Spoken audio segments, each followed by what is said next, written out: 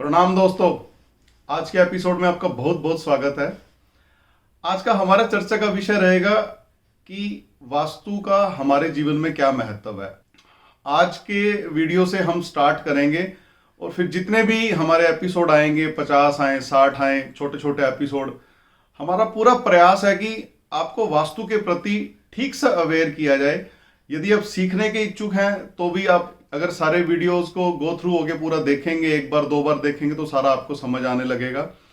और दूसरा, हमारा मतलब ये सीरीज शुरू करने का मकसद ये है कि कोई भी आपको ऐसा व्यक्ति एटलीस्ट वास्तु की कंसल्टेशन में ठग ना पाए। मतलब जब भी आप किसी के पास वास्तु कंसल्टेशन के लिए जाएं तो कुछ चीजें आपको पता हो ऑलरेडी। हमारा कोई भी वीडियो, कोई भी एपिसोड जो भी हम बताएंगे या पढ़ाएंगे, उसको आप कभी भी उसकी कंसल्टेशन का सब्स्टिट्यूट मत मानिएगा। और हमारा प्रयास है कि आपको अवेयरनेस आए ताकि आप एक अच्छा कंसल्टेंट अपने घर की वास्तु के लिए या मकान की वास्तु के लिए या फैक्ट्री की वास्तु के लिए ढूंढ सकें। आपको थोड़ा सा अवेयरनेस होनी चाहिए कि आपके साथ जो घटनाएं घटित हो रही हैं, आपके घर में ऐसा कौन सा वास्तु दोष हो रहा है जिससे ये घटनाएं घटित हो सकती हैं, जिससे भी आप पीड़ित चल रहे हैं, या अगर आपको कोई समस्या आ रही है तो एटलीस्ट आपको ये पता चल जाए कि कौन सा जोन खराब हो सकता है। आप किसी अच्छे वास्तु कंसल्टेंट की राय लेकर के एटलीस्ट अपने घर को आप अच्छे से ठीक कर सके। कम से कम वास्तु के दृष्टिकोण से तो आपका घर परफेक्ट हो जाए। तो शुरू करते हैं दोस्तों वास्तु पे चर्चा।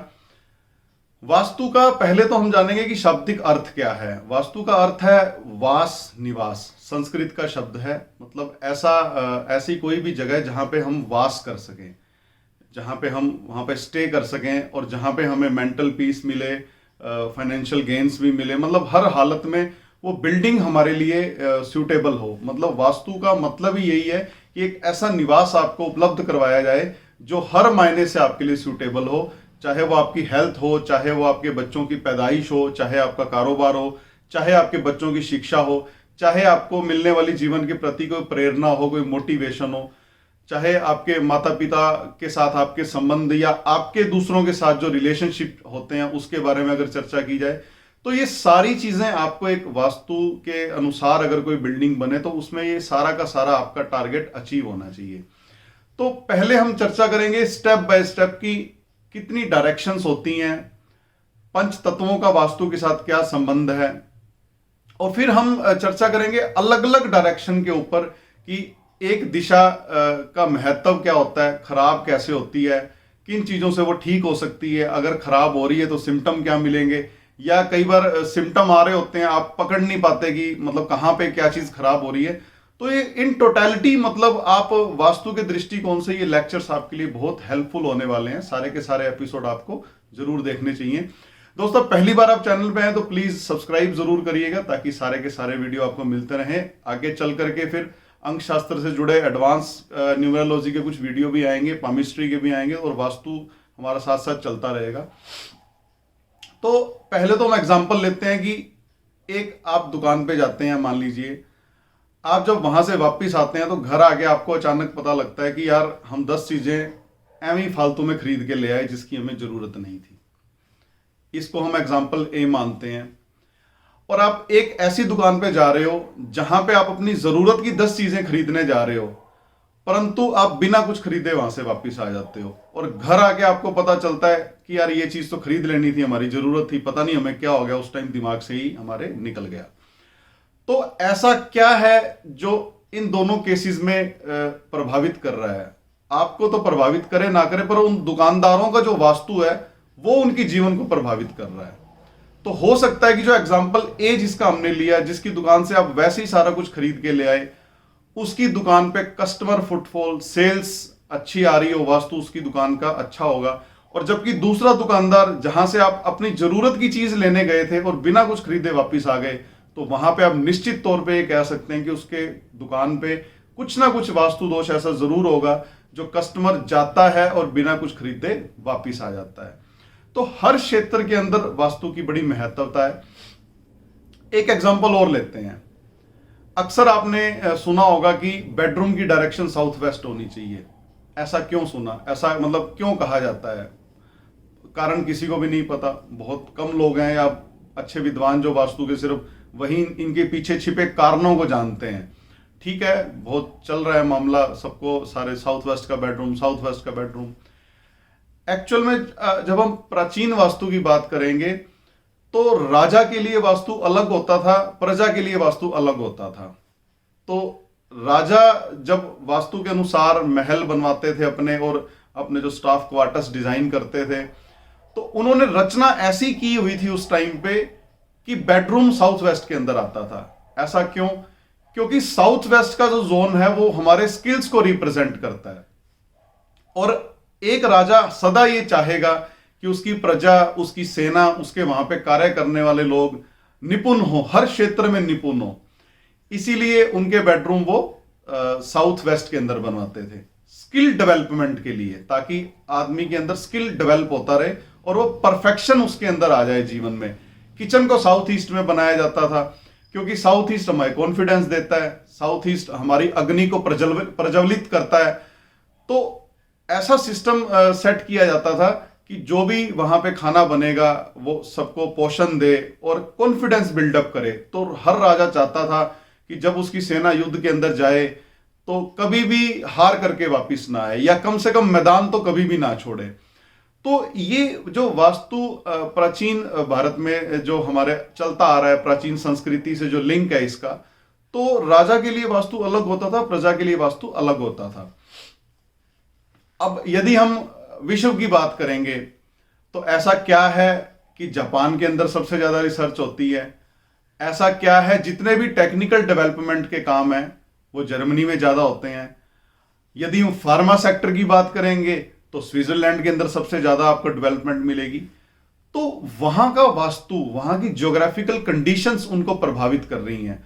आपने अक्सर देखा होगा कि विभिन्न राज्यों या विभिन्न देशों के व्यक्ति आपस में रिजेंबल करते हैं एक दूसरे को। यदि आप चाइना जाओगे तो आपको चेहरे मिलते जुलते नजर आएंगे, वो हमें मिलते जुलते नजर आएंगे, उनके हिसाब से तो सारे अलग अलग है, जैसे हम अपने यहां पे अलग अलग सबको पाते हैं। तो किसी भी क्षेत्र का आपको ज्योग्राफिकल कंडीशंस, वहां का वास्तु आपको पूर्ण रूप से प्रभावित करता है। और यदि कोई घटनाएं, ऐसी कुछ घटनाएं जो आपके घर में सबके साथ व्यतीत हो रही हो, तो सारी कुंडली, सारे ग्रह छोड़ करके सीधा आपको अपने घर की वास्तु को देखना पड़ेगा। सपोज मान लीजिए कि घर में सबका पेट खराब रह रहा है, तो आप अपने किचन की वास्तु को चेक करेंगे, तो आप अपने घर के उस क्षेत्र को चेक करेंगे जो हमें हमारे डिस्पोजेबल से लिंक होता है, मतलब जो हमारी क्लीनिंग सर्विस, या यूं कह लीजिए कि जो हमें डिटॉक्सिफाई करता है, जो जोन हमें, अगर मान लीजिए सबको गुस्सा आ रहा है, सबका दिमाग गर्म रह रहा है, तो आप सीधा ऐसे जोन को टारगेट करेंगे जो आपको पीस देता है। इसका मतलब है जो आपको घर का वो दिशा जो आपको मेंटल पीस देती है, इसका मतलब वो डिस्टर्ब हो गई है, इसकी वजह से सारे के सारे लोग घर में परेशान रह रहे हैं।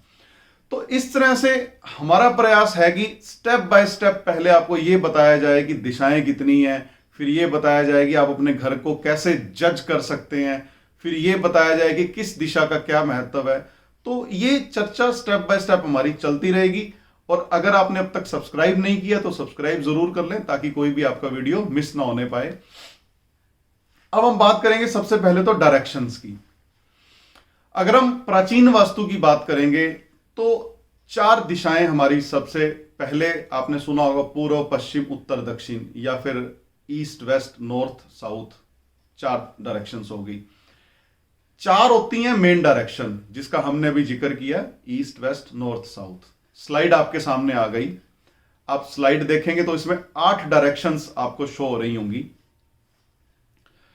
फिर उसके बाद 4 के साथ जुड़ जाती हैं 4, जिसको हम ये कह सकते हैं ट्रांजिशन जोन, या हिंदी में आप विदिशाएं भी जिसको हम कह देते हैं। नॉर्थ और ईस्ट के बिल्कुल बीच में जो दिशा आएगी उसको हम नॉर्थ ईस्ट बोलेंगे। फिर ईस्ट और साउथ के बीच में जो दिशा आएगी उसको हम साउथ ईस्ट बोलेंगे। उसी तरह से साउथ और वेस्ट के बीच में जो दिशा आएगी उसको हम साउथ वेस्ट बोलेंगे। और वेस्ट और नॉर्थ के बीच में जो दिशा आएगी उसको हम नॉर्थ वेस्ट बोलेंगे। और एक होता है आपका ब्रह्म स्थान, जो आपकी बिल्डिंग है उसका बिल्कुल सेंटर एरिया, वो आप सॉफ्टवेयर से भी कैलकुलेट कर सकते हैं, हाथ से अपना नक्शा खुद बना के भी कैलकुलेट कर सकते हैं। तो 4 दिशाएं 4 विदिशाएं हो गई 8। पहले जो बहुत प्राचीन, अगर हम काफी पहले की बात करेंगे, आप यूं कह सकते हैं कि आज से 50 साल पहले, 100 साल पहले, तो इसी बेसिक फंडे पे काम होता था कि 8 दिशाएं हैं जी, 8 दिशाओं के हिसाब से काम होता था। तो हर दिशा के अलग अलग पद बांटे हुए थे, तो 64 पद वास्तु, मतलब बहुत सी चीजें थी जो प्राचीन पीछे छूट गई हैं। आज जो हम बात कर रहे हैं वो हम बात कर रहे हैं 16 डायरेक्शन की, 16 दिशाओं की। 8 थी आपकी मुख्य दिशाएं, 8 थी आपकी विदिशाएं, और फिर 8 आ गई आपकी उप दिशाएं, तो टोटल हो गई 16। अब आपके सामने एक नेक्स्ट स्लाइड आ गई होगी जिसमें आपको 16 दिशाएं शो हो रही हैं। एक कंपास है बीच में, कंपास के चारों तरफ यदि आप चेक करेंगे तो 16 की 16 दिशाएं आपको दिख रही होंगी। तो ये 16 दिशाओं के अंदर यदि हम बिगनिंग से शुरू करेंगे तो सबसे पहले आएगा नॉर्थ ईस्ट, फिर आएगा ईस्ट नॉर्थ ईस्ट, फिर ईस्ट आएगा, फिर ईस्ट साउथ ईस्ट आएगा, फिर साउथ ईस्ट आ जाएगा, फिर आ जाएगा साउथ साउथ ईस्ट, फिर आ जाएगा आपका साउथ साउथ साउथ वेस्ट आ जाएगा, फिर साउथ वेस्ट आएगा, फिर उसके बाद आएगा वेस्ट साउथ वेस्ट, फिर वेस्ट आ जाएगा, फिर आएगा वेस्ट नॉर्थ वेस्ट, फिर नॉर्थ वेस्ट आएगा, फिर नॉर्थ नॉर्थ वेस्ट आएगा, उसके बाद आएगा नॉर्थ, फिर आएगा नॉर्थ नॉर्थ ईस्ट, और फिर आएगा वापस आपका नॉर्थ ईस्ट। मतलब आप नॉर्थ ईस्ट से आपने स्टार्ट किया, अगर हम बिगनिंग मानेंगे नॉर्थ ईस्ट को, तो नॉर्थ ईस्ट से घूमते हुए आप 16 दिशाएं पूरी करते हुए अब वापस नॉर्थ ईस्ट पर आ गए। प्राचीन वास्तु के अंदर यदि हम पुराने ग्रंथों को देखेंगे, जैसे विश्वकर्मा प्रकाश बहुत फेमस ग्रंथ है, आप यूं कह लीजिए कि हर आदमी वास्तु की जो कंसल्टेंसी में आना चाहता है इस क्षेत्र के अंदर, वो अपनी यात्रा इसी ग्रंथ से शुरू करता है। तो उस ग्रंथ के अंदर भी कोड वर्ड के अंदर 16 दिशाओं का वर्णन है, लेकिन उन्होंने क्या किया कि आपकी जो रूटीन लाइफ की एक्टिविटी हैं उसके हिसाब से जो 8 उप दिशाएं जिसकी हमने बात की है, 8 हमने दिशाएं डिस्कस की जो प्राचीन वास्तु की थी, 8 उप दिशाएं बाद में ऐड हो गई, तो इस तरह से बनी 16। तो उसके अंदर ये चर्चा की गई है, लेकिन थोड़ा सा मतलब सांस्कृतिक भाषा के अंदर है, मतलब चीजें चेंज हो गई, थोड़ा सा मॉडर्न टेक्नोलॉजी बीच में ऐड हो गई। तो इस पे एक दो हमारे अच्छे वास्तु के गुरुजी हैं जिन्होंने बड़ा काम किया, जिनकी रिसर्च की वजह से आज हम ये 16 जोन वाली वास्तु हम कर रहे हैं, और करने वालों ने काम उसके ऊपर भी बहुत किया। लेकिन यदि हम आधारभूत वास्तु की बात करेंगे तो वास्तु इन 4 दिशाओं के और 4 विदिशाओं के और इन 8 उप दिशाओं के इर्द गिर्द घूमता रहता है। मतलब टोटल हो गई 16। सबसे महत्वपूर्ण होता है इनके अंदर ब्रह्म स्थान।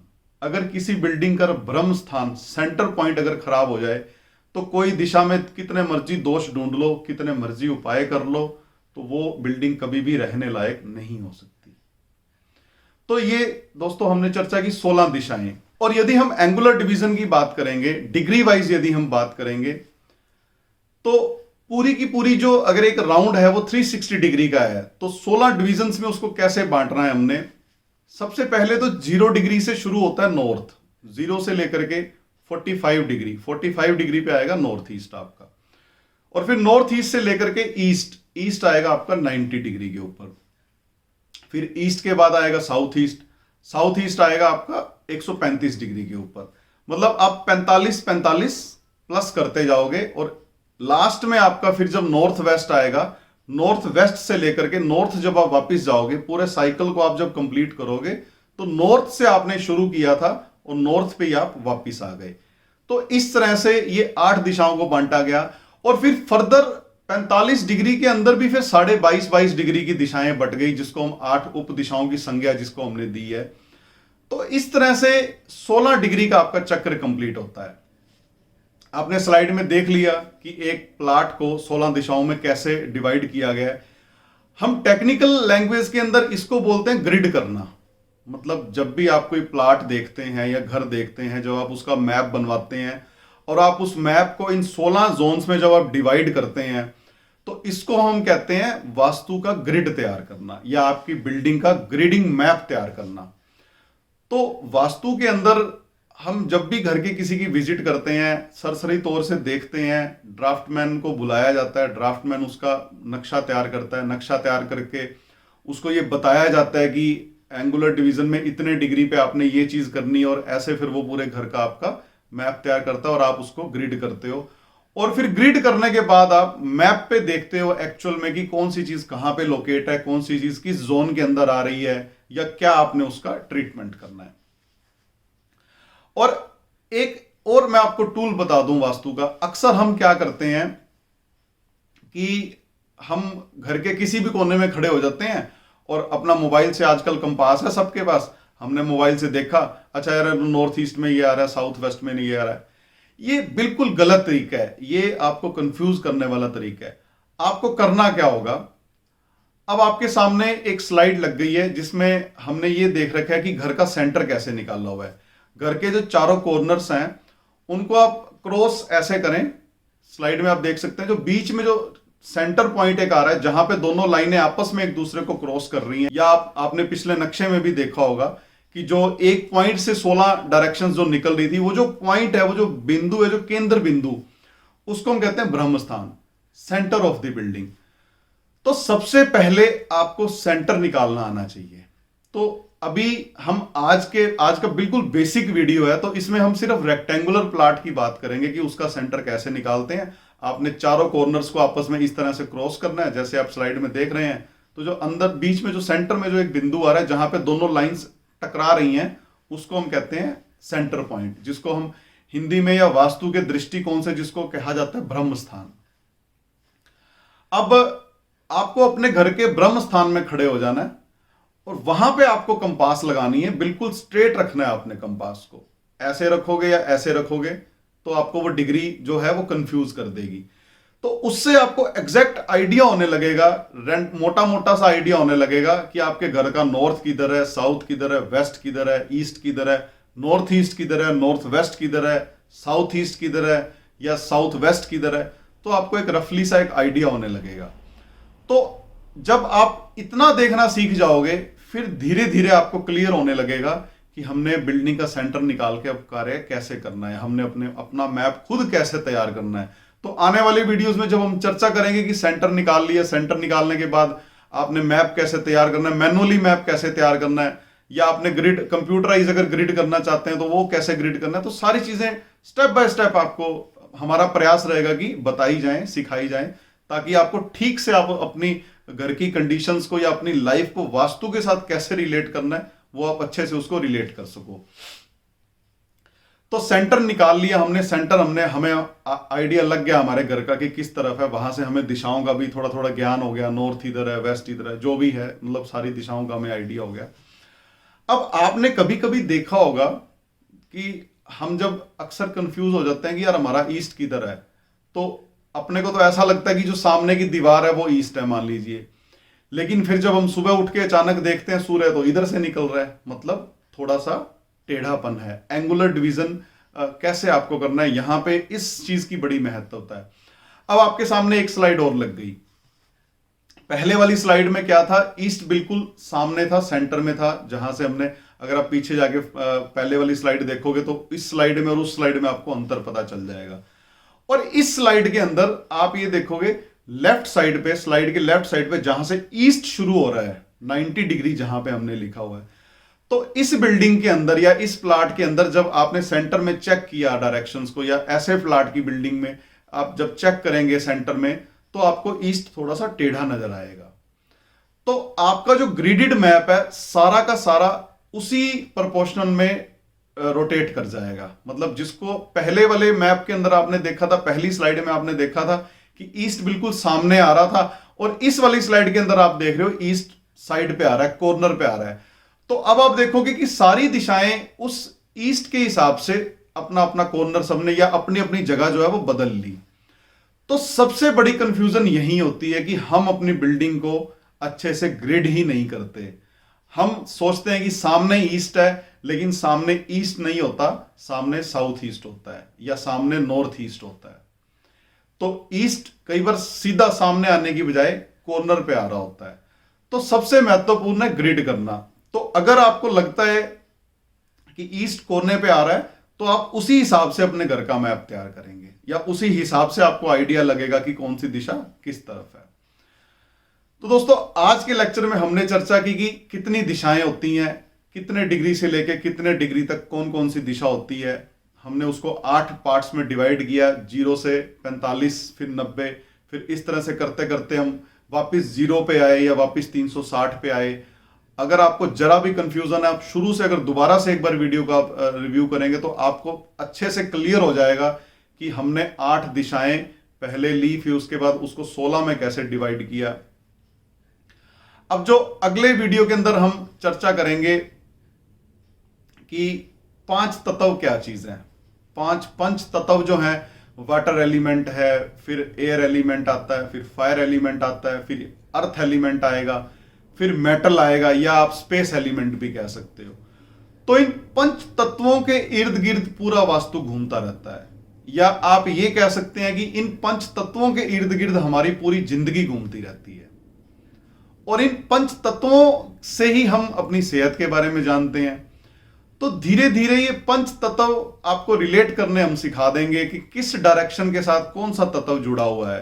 तो हम अगले वीडियो में चर्चा करेंगे 5 एलिमेंट्स की, कौन सी डायरेक्शंस के अंदर कौन, या 5 एलिमेंट्स में से कौन कौन सा एलिमेंट किस किस डायरेक्शन को रिप्रेजेंट करता है, फिर फर्दर उसका फंक्शन क्या है एलिमेंट का, और आप उसको अपनी लाइफ के साथ कैसे रिलेट कर सकते हो।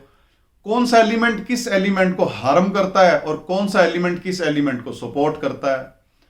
तो ये चीजें हम जानेंगे नेक्स्ट वीडियो के अंदर। आज का वीडियो अगर आपको जरा भी कंफ्यूजन है तो आप कमेंट में टाइप कर सकते हैं। हम प्रयास करेंगे कि अगले लेक्चर के अंदर उसको क्लियर किया जाए, या किसी ना किसी दिन कोई रैंडम एक लाइव सेशन रख के उसको हम क्लियर करने का प्रोसेस करने का प्रयास करेंगे। तो दोस्तों अगर सब्सक्राइब नहीं किया तो प्लीज सब्सक्राइब जरूर करें ताकि आने वाले वीडियो आपको मिलते रहें। अगले वीडियो में जल्दी मिलते हैं नए अद्भुत टॉपिक के साथ। तब तक के लिए इजाजत दीजिए। नमस्कार।